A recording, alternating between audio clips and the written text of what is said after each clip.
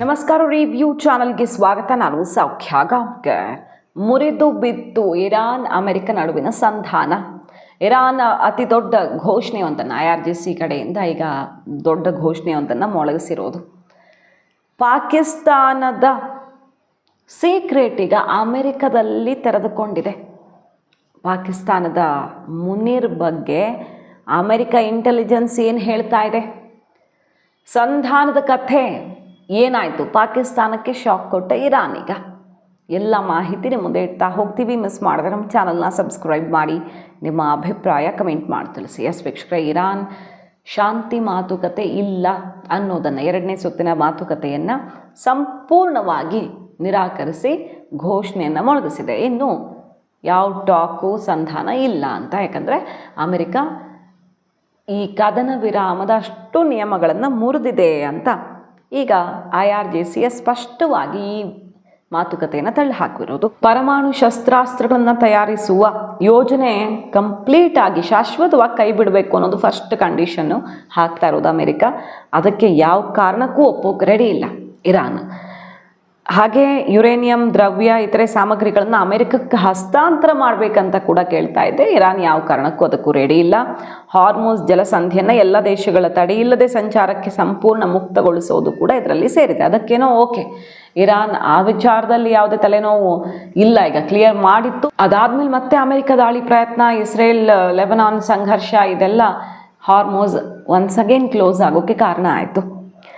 ಈಗ ಟ್ರಂಪ್ ಏನು ಹೇಳ್ತಿದ್ದಾರೆ? ಇರಾನ್ ವೇಗವಾಗಿ ಬಿಡ್ತಾ ಇದೆ, ಈಗ ಏನು ಡೌಟ್ ಇಲ್ಲ, ಸುಲಭವಾಗಿ ಮಣಿತಾ ಇದೆ. ಈಗ ನಮಗೇನು ಸಮಸ್ಯೆ ಇಲ್ಲ, ಒಪ್ಪಂದಕ್ಕೆ ಒಪ್ಪದೇ ಇದ್ದರೆ ಸಂಪೂರ್ಣವಾಗಿ ಧ್ವಂಸ ಮಾಡ್ತೀವಿ, ಅವರ ವಿದ್ಯುತ್ ಘಟಕಗಳು ಈ ಸಲ ಒಂದು ಉಳ್ಕೊಳ್ಳಲ್ಲ, ಎಲ್ಲ ಸಿವಿಲೈಸೇಷನ್ನೇ ನಾಶ ಮಾಡ್ತೀವಿ ಅಂತ ಹೇಳಿದ್ರಲ್ಲ ಲಾಸ್ಟ್ ಟೈಮು ಈ ಸ್ಟಾಕು ಮುನ್ನ.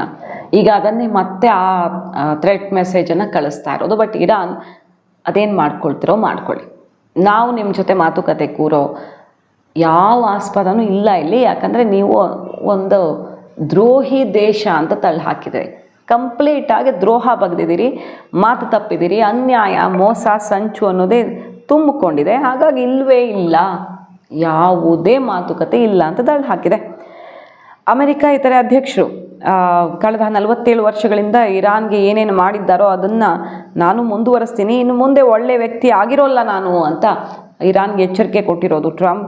ಇತ್ತೀಚೆಗೆ ಹಾರ್ಮೋಸನ್ನು ಬಂದ್ ಮಾಡ್ತೀವಿ ಅಂತ ಘೋಷಣೆ ಮಾಡಿತ್ತು ಅಮೆರಿಕ. ಅದಕ್ಕೂ ಮುಂಚೆನೇ ಅದನ್ನು ಬಂದ್ ಮಾಡಿರುವಾಗ ಈ ಘೋಷಣೆನೇ ವಿಚಿತ್ರ. ಅಂದರೆ ನಮ್ಮ ಕಂಟ್ರೋಲಲ್ಲಿ ಇದೆ ಈಗ ಹಾರ್ಮೋಸು ಅಂತ ಅಮೆರಿಕ ಹೇಳ್ಕೊಳ್ತಾ ಇದೆ. ಇರಾನ್ ಹಡಗನ್ನೆಲ್ಲ ವಶಕ್ಕೆ ಪಡ್ಕೊಂಡಿದೆ ಅಮೆರಿಕ ಈಗಾಗಲೇ. ಸೊ ಈಗ ಬಂದ್ನಿಂದ ಅವ್ರ ದಿನಕ್ಕೆ 4360 ಕೋಟಿ ರೂಪಾಯಿ ಕಳ್ಕೊಳ್ತಿದ್ದಾರೆ.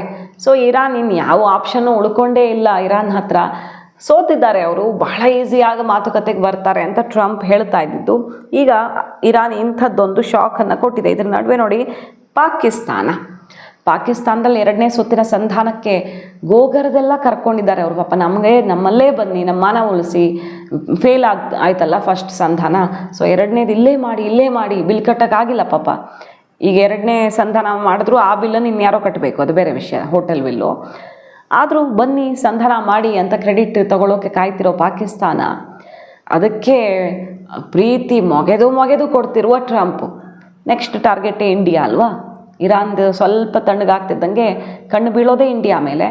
ನೆಕ್ಸ್ಟು ಪಾಕಿಸ್ತಾನದ ಬೆನ್ನು ತಟ್ಟಿ ಕಳಿಸೋದೇ ಇಂಡಿಯಾ ಕಡೆಗೆ, ಗೊತ್ತಿರೋದೇ ಅದು. ನೆಕ್ಸ್ಟ್ ಭಾರತ ರೆಡಿ ಇದೆ ಇದಕ್ಕೆಲ್ಲ, ಗೊತ್ತು, ತುಂಬ ಚೆನ್ನಾಗಿ ಗೊತ್ತು. ಇಂಟೆಲಿಜೆನ್ಸ್ ರಿಪೋರ್ಟ್ ಏನು ಹೇಳ್ತಿದೆ, LOCಯಲ್ಲಿ ಏನಾಗ್ತಿದೆ ಈಗ, ಯಾಕೆ ಟೆರರ್ ಲಾಂಚ್ ಪ್ಯಾಡ್ಗಳು ಇದ್ದಕ್ಕಿದ್ದಂತೆ ಹಿಂದೆಂದೂ ಕಂಡರಿಯದ ರೀತಿಯಲ್ಲಿ ಸಾವಿರಗಟ್ಟಲೆ ಟೆರರಿಸ್ಟ್ಗಳನ್ನು ಒಳಗೆ ನುಗ್ಗಿಸೋದಕ್ಕೆ ರೆಡಿ ಆಗಿದೆ, ಎಲ್ಲ ಗೊತ್ತಿರೋದೆ. ಅಮೆರಿಕ ಟ್ರಂಪ್ ಪಾಕಿಸ್ತಾನಕ್ಕೆ ಬಂದರೂ ಬರ್ತಾರೆ ಅಂತೆಲ್ಲ ಹೇಳಲಾಗ್ತಿದೆ. ಆದರೆ ಅಮೆರಿಕ ಇಂಟೆಲ್ ರಿಪೋರ್ಟ್ ಏನು ಹೇಳ್ತಿದೆ ನೋಡಿ, ಆಸಿಮ್ ಮುನೀರ್ ತುಂಬ ಅಪಾಯಕಾರಿ, ಇರಾನ್ ಜೊತೆಗೆ ಫ್ರೆಂಡ್ಶಿಪ್ಪು, ಸೀಕ್ರೆಟ್ ಲಿಂಕ್ ಎಲ್ಲ ಕೆಲವು ಅಧಿಕಾರಿಗಳ ಜೊತೆಗೆಲ್ಲ ಇದೆ, ಈ ಆಸಿಮ್ ಮುನೀರ್ನ ನಂಬಿಕೊಂಡಿರೋದೇ ತುಂಬ ಅಪಾಯಕಾರಿ ಅಂತ ಹೇಳ್ತಾ ಇದೆ ಈಗ ಅಮೆರಿಕ ಇಂಟೆಲ್ ರಿಪೋರ್ಟ್ ಹೇಳ್ತಿದೆ. ಅಮೆರಿಕ ಇಂಟೆಲ್ ರಿಪೋರ್ಟ್ ಅಂದರೆ ದೀರ್ಘಕಾಲದ ಸಂಬಂಧ ಈ ಮುನೀರ್ದು ಇರಾನ್ನ ಉನ್ನತ ಅಧಿಕಾರಿಗಳ ಜೊತೆಗಿದೆ, ಮಿಲಿಟರಿ ನಾಯಕರ ಜೊತೆಗೆ ಅತ್ಯಂತ ದೀರ್ಘಕಾಲಿಕ, ಅತ್ಯಂತ ಒಳ್ಳೆಯ ನಂಟನ್ನು ಹೊಂದಿರುವಂಥ ವ್ಯಕ್ತಿ ಆಸಿಮ್ ಮುನೀರ್, ಪಾಕಿಸ್ತಾನ ಸೇನಾ ಮುಖ್ಯಸ್ಥ. ಅಮೆರಿಕ ಇರಾನ್ ಮಧ್ಯವರ್ತಿಯಾಗಿ ನಿರ್ವಹಿಸ್ತಾ ಇರೋದು ಈಗ ಅಮೆರಿಕದ ಕಾರ್ಯತಂತ್ರದ ಹಿತಾಸಕ್ತಿಗಳಿಗೆ ತುಂಬ ಡೇಂಜರಸ್. ಮುನೀರ್ನನ್ನು ನಂಬಿಬಿಟ್ಟಿದೆ ಅಮೆರಿಕ. ಅಯ್ಯೋ ನಂಬೋದ ಯಾವ ರೀತಿ ಅಂದರೆ ಪಾಕಿಸ್ತಾನದಂಥ ಗ್ರೇಟೆಸ್ಟ್ ನೇಷನ್ ಯಾವುದೂ ಇಲ್ಲ ಅನ್ನೋ ಥರ ಈಗ ತನ್ನ ಲೆವೆಲನ್ನೇ ಇಳಿಸ್ಕೊಂಡ ಟ್ರಂಪ್. ತನ್ನ ದೇಶದ ಮಾನ ಮರ್ಯಾದೆಯನ್ನು ಪಾಕಿಸ್ತಾನದ ಲೆವೆಲ್ಲಿಗೆ ತಂದಿಟ್ಟ ಟ್ರಂಪ್ ಅಂತಾನೆ ಅಲ್ವಾ ಚರ್ಚೆ ಆಗ್ತಿರೋದು. ಎಂಥ ಅನಿವಾರ್ಯತೆ ಪಾಕಿಸ್ತಾನಕ್ಕೆ ಬಂದು ಸಂಧಾನ ಮಾಡೋದು ಅಂತ. ಏನಾದರೂ ಮಾಡ್ಕೊಳ್ಳಿ, ಆದರೆ ಅಮೆರಿಕದ ಇಂಟೆಲ್ ರಿಪೋರ್ಟ್ ಹೇಳ್ತಿದೆ ಈ ಮುನೀರ್ ಏನು ಬೇಕಾದರೂ ಮಾಡಬಹುದು, ಡಬಲ್ ಗೇಮನ್ನು ಇರಾನ್ ಜೊತೆಗೆ, ಆ ಕಡೆ ಈ ಕಡೆ ನಮ್ಮ ಶತ್ರುಗಳ ಜೊತೆಗೆ. ಯಾಕಂದರೆ ಇರಾನ್ ಟಾಪ್ ಅಫಿಷಿಯಲ್ ಜೊತೆ ಈತನ ದೀರ್ಘಕಾಲಿಕ ನಂಟಿದೆ. ಸೊ ನಮಗೆ ಅಪಾಯ ಉಂಟು ಮಾಡಬಹುದು ಅಂತ ಬೇಹುಗಾರರು ಎಚ್ಚರಿಕೆ ಕೊಟ್ಟಿದ್ದಾರೆ. ಇರಾನ್ ಜೊತೆಗೆ ಉತ್ತಮ ಬಾಂಧವ್ಯ ಹೊಂದಿರುವ ಮುನೀರ್ ಈಗ ಶಾಂತಿ ಮಾತುಕತೆಗೆ ಮಧ್ಯವರ್ತಿಯಾಗಿ ಬರೋದೇ ಕಳವಳಕಾರಿ. ಟ್ರಂಪ್ ಮಾತ್ರ ಮುನೀರ್ ಈ ಸೇನಾ ಮುಖ್ಯಸ್ಥನ ಅತ್ಯಂತ ನೆಚ್ಚಿನ ಫೀಲ್ಡ್ ಮಾರ್ಷಲ್ ಅಂತ ಬಹಿರಂಗವಾಗಿ ಹೊಗಳುತ್ತಿದ್ರೆ, ಅಮೆರಿಕದ ಇಂಟೆಲ್ ರಿಪೋರ್ಟ್ ಹೇಳ್ತಿದೆ ವೆರಿ ಡೇಂಜರಸ್, ಈತ ಏನೋ ಮಾಡ್ತಿದ್ದಾನೆ ಬೇರೆ ಅಂತ. ಇರಾನು ತಪರಾಕಿ ಕೊಡ್ತಿದೆ ನಿಮ್ಮನ್ನೆಲ್ಲ ನಂಬಕ್ಕಾಗಂತ ಅಂತ. ಇಸ್ರೇಲು ನಂಬಿಕೆಗೆ ಅರ್ಹವಾದ ದೇಶವೇ ಅಲ್ಲ ಅಂತಿದೆ. ಅದರ ನಡುವೆ ನಂಬಿ ಅಪ್ಪಿ ಮುದ್ದಾಡ್ತಿರುವಂಥ ಟ್ರಂಪ್ಗೆ ಈಗ ಆಘಾತ ಕೊಟ್ಟ ಇಂಟೆಲ್ ರಿಪೋರ್ಟ್. ಏನು ಮಾಡ್ತಿದ್ದಾರೆ ಹಾಗಾದರೆ ಪಾಕಿಸ್ತಾನದ ಈ ಶರೀಫ್ ಮತ್ತು ಮುನೀರ್ ಕಳ್ಳಾಟವನ್ನು ಗೊತ್ತಾಗಬೇಕು ಮುಂದಿನ ದಿನಗಳಲ್ಲಿ. ಇರಾನ್ ಯಾವ ದೇಶದ ಹಡಗನ್ನು ನಾನು ಬಿಡಲ್ಲ ಅಂತ ಹೇಳ್ತಿದೆ ಅಮೆರಿಕಾಗೆ. ತನಗೆ ನಿರ್ಬಂಧ ಹಾಕಿರೋ ಅಮೆರಿಕ ಇಡೀ ಜಗತ್ತಿಗೆ ಎದುರಾಗುವ ಸಂಕಷ್ಟವನ್ನು ನೋಡಬೇಕು ಅಂತ ಭಾರತದ ಹಡಗುಗಳ ಮೇಲೇ ದಾಳಿ ಆಯಿತು, ಫೈರಿಂಗ್ ಆಯಿತು. ಅದಕ್ಕೆ ವಿಷಾದ ವ್ಯಕ್ತಪಡಿಸ್ತಿದೆ ಈಗ ಇರಾನ್. ಅದು ಕಮ್ಯುನಿಕೇಷನ್ ಗ್ಯಾಪಿಂದ ಆಗಿದ್ದು ಅಂತ. ಬಟ್ ಪಾಸ್ ಮಾಡಿ ಪರ್ಮಿಷನ್ ಎಲ್ಲ ಸರಿಯಾಗಿ ಬಂದ ಮೇಲೆ ಫೈರಿಂಗ್ ಮಾಡಿಬಿಟ್ಟಿದ್ದಾರೆ. ಮಿಸ್ಟೇಕ್ ಇರಲಿ ಏನೇ ಇರಲಿ ಇರಾನ್ ವಿರುದ್ಧ ಆ್ಯಕ್ಷನ್ಗೆ ಈಗ ಭಾರತ ಈ ವಿಚಾರದಲ್ಲಂತೂ ಮುಂದಾಗುತ್ತೆ.